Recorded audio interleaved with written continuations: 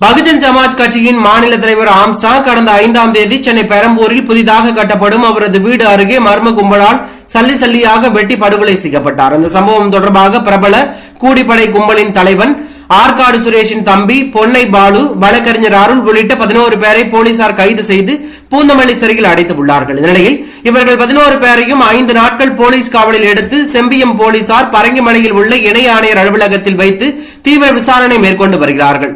Armstrong கொலை வழக்கில் எவ்வளவு பணம் இதில் சம்பந்தப்பட்டவர்களுக்கு வழங்கப்பட்டது, யாரெல்லாம் தொடர்பில் இருக்கிறார்கள் என 11 பேரிடம் தனித்தனியாக விசாரணை மேற்கொள்ளப்பட்டது. ஆம்ஸ்ட்ராங்கை கொலை செய்வதற்கு 10 நாட்களாக இவர்கள் நோட்டமிட்டதும் கைது செய்யப்பட்ட ஆட்டோ ஓட்டுநர் திருமலையுடன் சேர்ந்து பொன்னை பாலு கூட்டாளிகள் பெரம்பூரில் உள்ள மதுபான கடை ஒன்றில் மது அருந்தியபடியே திட்டம் தீட்டியுள்ளார்கள். குறிப்பாக ரத்தம் அதிக அளவில் வெளியேறும் நரம்பு பகுதிகளில் குறிவைத்து வெட்ட வேண்டும், அப்போதுதான் விரைவாக உயிர் போகும் என்று உடன் வந்த கொலையாளிகளிடம் பேசியதாகவும் விசாரணையில் தற்போது தெரிய வந்துள்ளது.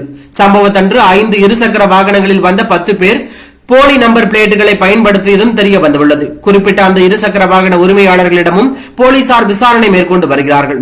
மேலும் அவர்கள் பயன்படுத்திய செல்போன்களில் யார் யாரிடம் பேசியிருக்கிறார்கள் என்பதையும் ஆய்வு செய்து வருகிறார்கள். இதனிடையில் ஆம்ஸ்ட்ராங் கொலை சம்பவத்துக்கு பின்னர் வழக்கறிஞர் அருள் தனது உறவினர் வீட்டில் கொலைக்கான ஆயுதங்களை வாங்கி கொடுத்ததும் அருள்தான் என்பதும் தெரிய வந்துள்ளதாக போலீசார் தரப்பில் கூறப்படுகிறது. ஆற்காடு சுரேஷிடம் இருந்த பழைய ஆயுதங்களோடு அருள் வாங்கி கொடுத்த ஆயுதங்களையும் சேர்த்து பயன்படுத்தி இந்த கொலையை அரங்கேற்றி உள்ளார்கள். சம்பவம் முடிந்த பிறகு ஆயுதங்களை அருளிடம்தான் பொன்னை பாலு கூட்டாளிகள் ஒப்படைத்ததாகவும் தெரிய வந்துள்ளது. இந்நிலையில் போலீஸ் காவலில் அருளிடமிருந்து நடத்திய கெடுக்குப்படி விசாரணையில் ஆயுதங்களை அவர் திருநின்றவூர் பகுதியைச் சேர்ந்த சதீஷ், அருளின் அக்கா மகன் நரேஷ், சீனிவாசன் ஆகியோர் வீட்டில் பதுக்கி வைத்திருந்ததும் தெரிய வந்தது. அதனை கைப்பற்றி உள்ளார்கள். மேலும் சதீஷ், நரேஷ், சீனிவாசன் ஆகிய 3 பேரிடமும் போலீசார் விசாரணை மேற்கொண்டு வருகிறார்கள்.